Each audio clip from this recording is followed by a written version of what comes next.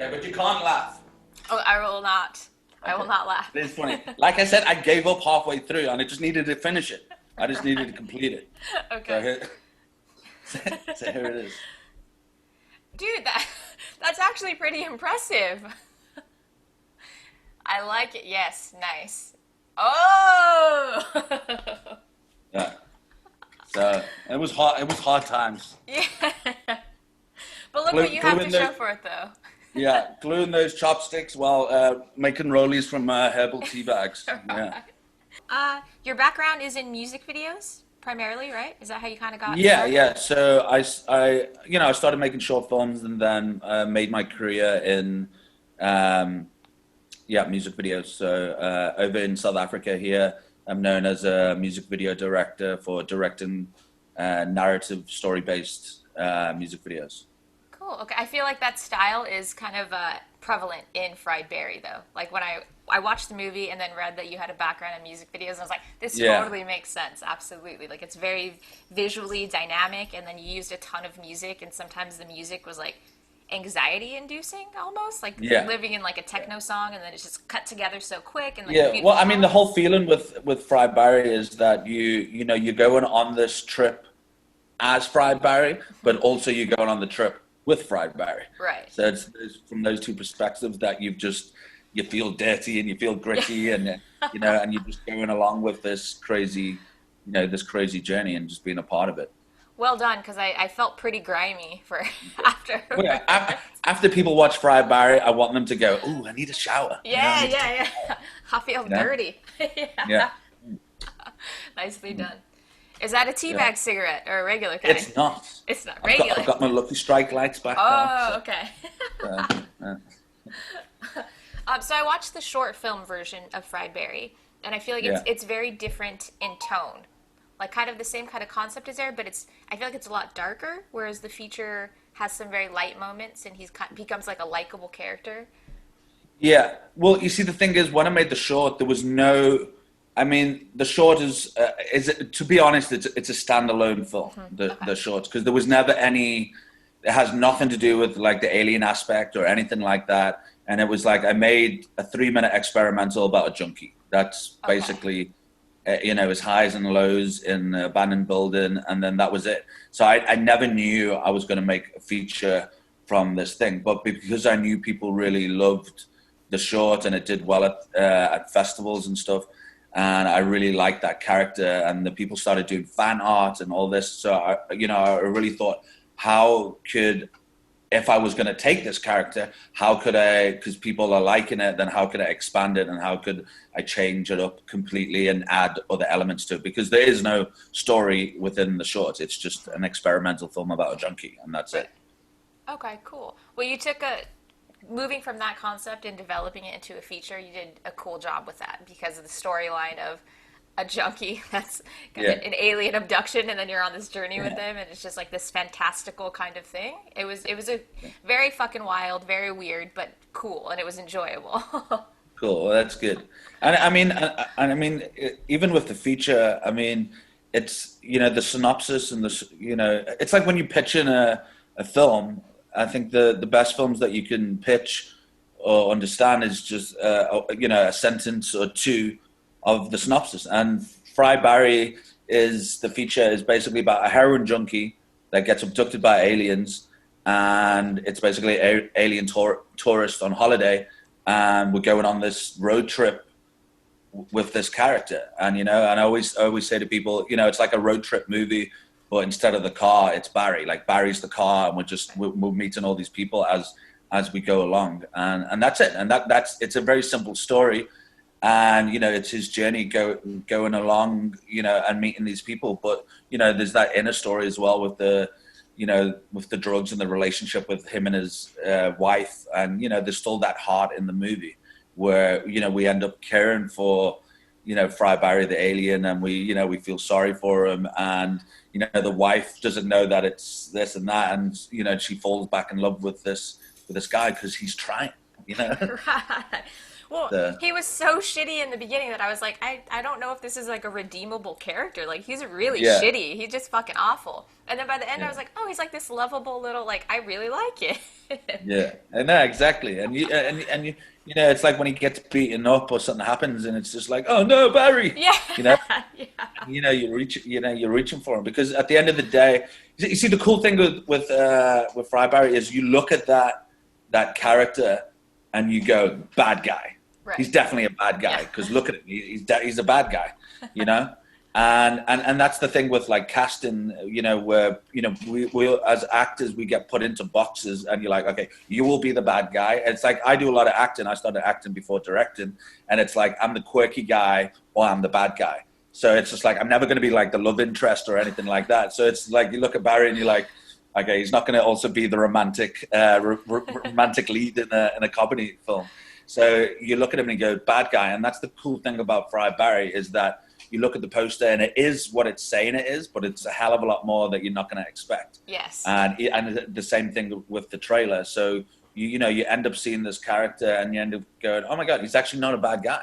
Starts off being a bad guy, and even when he's an alien, you think, fuck, he's a bad guy. And then as the movie develops, you're like, fuck, he's actually not a bad guy. He's actually becoming more, you know, learning and becoming more human as the movie goes along, and he's a more likable character than original Barry, you know? Right. He's a flawed guy, but a likable guy, not a bad guy. Yeah. That was a really cool like journey because I really was not expecting that. Like I was like, oh, this guy's like a dirtbag, shitty dude, and then by the end, I like had such like a warm heart for Barry. Yeah, no, exactly. And that's good. And that's, you know, you know, I always say this to people. It's like Fried Barry is that film that you either love or you hate. The people that will hate it and not like it whatsoever and rub them the wrong way, which is great because they're still going to talk about it and it's not a film that you're not going to talk about. And then the people that will love it will really love it and they, you know, they give it a chance and they get to see that it's not just like a hardcore movie. There is heart in there and there is, you know, sympathy for that character and you know, building his character throughout the movie and his relationship with his wife and his experiences. And that's why I would say it's an alien tourist. It's like if an alien tourist came here, he just happens to go down the dark, dingy road, and his vessel just happens to be this fucking drug addict. Yeah, of all the vessels you could choose. Yeah, no, exactly. But that's for sure a more interesting vessel than like if you would have abducted like anybody else walking down the street, you know? I'm like, oh, you really want a human experience? Bam, Yeah. Barry. Yeah, exactly. And that's where I think where the originality comes from with this film, that it, you know, it's a heroin junkie that gets abducted by, you know, aliens, and it's that like body swap where, you know, and he's obviously still going to go through those withdrawal symptoms as things go along. So.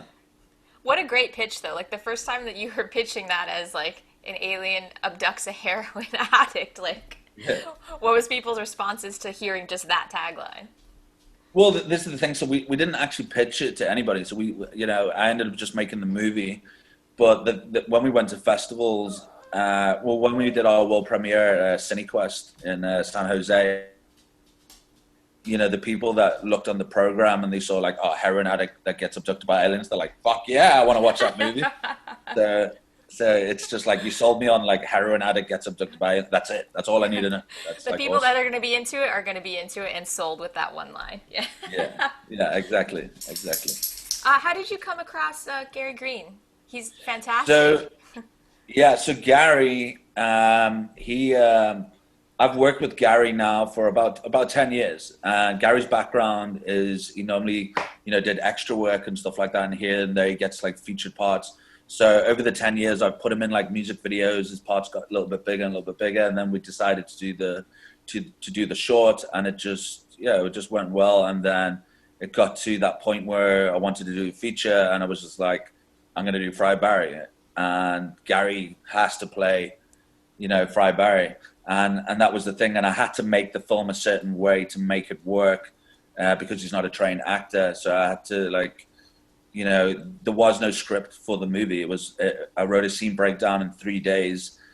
I wrote 6 pieces of dialogue, and you know, a month later we started the first block of shooting, and the movie progressed as we went. And I was coming up with ideas to gel every scene together and to, so it was still writing in a sense where we had a lot of time in between, the first block of shooting and the second block of shooting, and going, well, we think this should happen, and I think that should happen, and that will bring him to do this, and then develop his character and stuff like that. So yeah, so working with Gary was great. I had to work with him very closely, and because it wasn't a script as well, and I needed that clean slate every day. So he didn't know what we were doing until the day came. I was like, okay, we think anything, and you know what I mean? I needed that clean slate to work with him every day and say, okay, now we're going to do this. We're going to do that. Don't do this. Don't do that. Just listen to exactly what I'm saying. And that was it. And it was just that, even on some of the takes, it would be like, okay, for extra reactions, I'll be like, okay, Gary, copy me. Do this face, do that face, like that. So I've got this reaction if we decide to do this. I've got that reaction if it decided to do this. And it was just molding that character and building the film around Gary to make it work. And that's when I got the idea, I knew it was perfect, but I had to do it a certain way, right, or it will fail miserably. That's such like a non-conventional way, obviously, to make a film, but I feel like it lends itself to this story because he has this sort of like, I mean, he's an alien, so there's like, he's a gritty dude, but he's an alien, so there's like this innocence about him because he's experiencing everything anew. Yeah. So the fact that you just said like a clean slate and have him mimic your reactions is exactly and it's also just that like deadpan, it's like when something happens and he's just like this, right. So it's just like that deadpan reaction, but that's what makes it funny, and that's why there's a lot of humor and that comedy element in there. Or I'd say like, okay, now we do this face and we do that face, and it lends itself to, I mean, like one of my favorite reactions is, I don't want to give too much away, but when he wakes up and he's in the girl's apartment with the baby, and while the baby is getting breastfed, that Barry's on the couch and he's just like, you know what I mean? It's like those moments where it like hits those beats, know. Yeah. And we shoot we shot it obviously separately and stuff like that. So it's everything that we've done in a certain way to make this type of film, and what is great about this is the major creativity during the making of this film that no other films would normally get, because it's set in concrete. So it will be like, oh, I've got a great idea, let's do this. And some of those gems came up right there, right then, and we did it. And that's what is beautiful about the process of making this film, that there's so many of those gems that are just, you can't do that on a normal film. It's set in stone. Here's the script. You're either going to direct it a certain way or the actor's going to perform it a certain way, but everything's kind of like set. So to throw the script away and be like, why don't we do this? This will be great. And and I think that really helped the movie a lot, It's a very fluid kind of style, but it's a very fluid kind of movie stylistically. Yeah. And that's why I said it's like a road trip. So every person he meets, then they're done and then they're out. So I mean, it wasn't like, I know it goes from this scene to that scene, and it wasn't just a bunch of scenes. It was, everything is designed, throughout the film and the process of making it, that we do the first block and then we plan, and then we shoot the second block. So I mean, everything is well thought out, but also designed to be very unpredictable and very entertaining, that that you can't watch this film and go, I'm just going to go and get a drink and come back. And you'd be like, how the fuck did he get here? So, I mean, because a lot of films we watch these days, we kind of predict what's going to happen. We go, it's either this going to happen or this is going to happen. And it's always one of them. And it's very rare that you go, whoa, I didn't see that coming. So I try to do that with every single scene, that it's unpredictable, that now we go left and now we go right, and then and it's just to keep that audience on their tiptoes and watching it, and and going through this journey with him. I never could have guessed any of the scenes that were going to happen in the movie. That's good. Okay, who's your favorite final girl? Okay, cool. So I thought about this, and I think it would have to be there was, I think it's got two names for the film. It was that High Tension. I think over here it was Ah, called Switchblade Romance. So it was that character. I think her name was Miria, okay. or yeah, Miria, and yeah, because she like survives like totally at the end.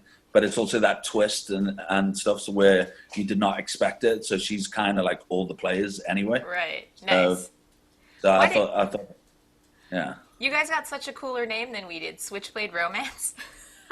Yeah, I think it was. I'm pretty sure that was the name in the UK as well. I'm pretty sure. Oh, Yeah, that sounds way cooler than High Tension, to me at yeah. least. High tension sounds like a porno or some shit. A I little don't bit, know. right? Which is fine, but Switchblade Romance, I'm like, oh, that could be a porno too, but Yeah, yeah. it could be like a Daniel Steele love book Yeah. or something like With that. You like know? Fabio hair on the cover. Yeah, yeah.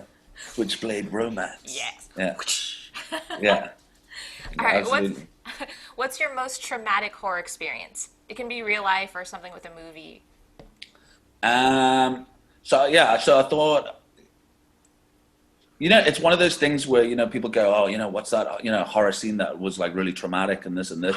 And then as a kid growing up, I just loved all that shit. So it didn't really like scare me. I just loved it. So I've got a good answer for this. It's a bit weird, but I think it's cool. Okay. So when I was a kid and I watched The Fly, David Cronenberg's The Fly with Jeff Goldblum, I remember, when his body parts start falling off and stuff.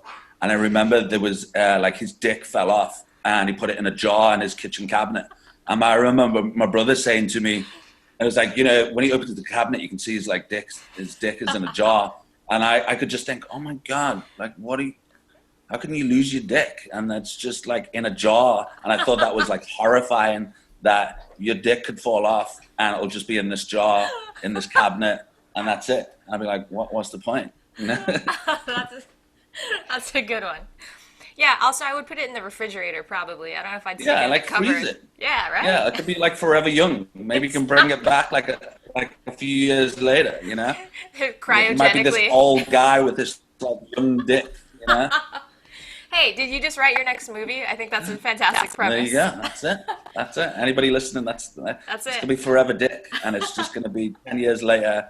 This like 90-year-old with this young guy's fucking dick, but obviously, if you know the ending of Forever Young, he starts to get old.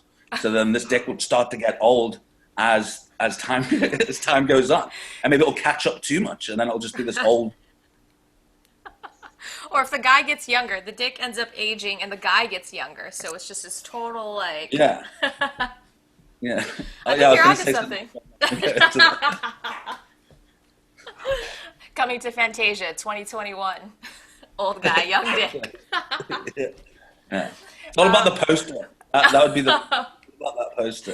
That's going to be some key art for sure. Yeah, definitely. What's your favorite horror franchise? I think it would have to be probably Evil Dead. Yeah, Ah, probably okay. Evil Dead. Which one's Yeah. your favorite in the Evil Dead installment? I'd say the second one. Second one. First Second one's one? great, but also the second one's pretty cool. Okay. Second one's fun as hell. That's Yeah, I mean they're all yeah. fun, but the second one is like Yeah, definitely. is there any horror film you think should be off limits to reboots and remakes? I think all of them. There's so Yeah. many good ones that it should just be left alone. I mean, you look at some of these films, and there's, I'm a big '80s kid, so I love like '80s films and stuff like that. And there's nothing wrong with them. They're great, and they look a certain way, and there's nothing wrong with them. And that's why people still to this day still go back and still watch them. And you get some of these remakes, and they're just nowhere near as good. And it can be 20, 30 years later, and it's still not as good as the original. So leave it alone. Just like leave it alone. Is there anything then that you would actually want to see remade? No, No. I don't know. No, I don't know. Is there any that what you would like to see remade? I kind of subscribe to the same philosophy as you. I'm like, if you want to watch Fright Night, Yeah. just go fucking watch Fright Night. Like Yeah. like I mean, I love like you got the movie like before I said The Fly, and it's a great movie, and there's nothing wrong with it. I absolutely love it. I like the idea maybe to explore, but I wouldn't like to remake it because there's nothing wrong with that movie. Right. I love the music. I love the actors in it. I love all the art direction and everything. I think it's brilliant. But I mean, yeah, I love that film. Great director and everything. So leave it alone. Don't touch it. Yeah. All right, you're the final girl in a horror film. What do you want your kill song to be? This is a good one. Okay, this is a good one. So it would be Men Without Hats, Safety Dance. So I think that's a good song just to have that montage of blood. Oh You my know? God, I love it. Okay, yeah. Yeah. One time I was like, I think I was like 16 or 17, and I was like at the beach with my friends. I thought I was so cool. Like, had the top down in my Jeep, and I had this like 80s CD in my car. And my best friend, it had Safety Dance on that CD, and I kept skipping it. And my best friend kept putting it on, and we're like in traffic around like all these beachy like traffic, and just like blasting it. So we're just sitting in like with Safety Dance, just blasting. So, Yeah. Oh, it's a great song. but using that It's for also a kill weird scene, song. it's Like so weird. if you listen to the lyrics, everybody look at your hands. So everybody's just like it's just a weird song, but it's a cool song. It's a really weird instructional dance song. Like, Yeah. is this, what am I doing it right? Yeah. It's a weird video too. The music video is weird. Actually, I can't remember the video right now at the top of my head. It's very, look it up later. It's really fucking weird. Yeah, no, I've definitely seen it. It's probably just been a while since I've seen it. They're like in a village. It's just like, somebody looking at their hands it's the whole just, time. it's fried berry. Actually, it'll be like the front cover of Fry Barry. That's it. Just like Totally. just like looking at us. Now I just want like a video of Barry on loop with that song playing. Oh, there you go. We can organize that. We can do that. Please. Okay, and my last question is why horror? Why not? I don't know. What do you mean? Why horror? Like, what about the genre appeals to you? It's just one of those things. Like again, like I grew up in, as an '80s kid watching all those '80s horror films. It was just, I must admit I like all elements of. I mean, Fry Barry is a perfect example where it's not just horror. It has a bit of sci-fi. I wouldn't even call it a sci-fi film. I wouldn't directly call it a horror. It's a mashup of genres there, but it's always that. I mean, I think I've always loved that, like, those bloody scenes and just over the top, scenes and all that. And it's never been as like a disgust thing. It's more been like, yeah, like, it's just like, having that bloodbath scenes or exaggeration. And it's just it's a form of entertainment.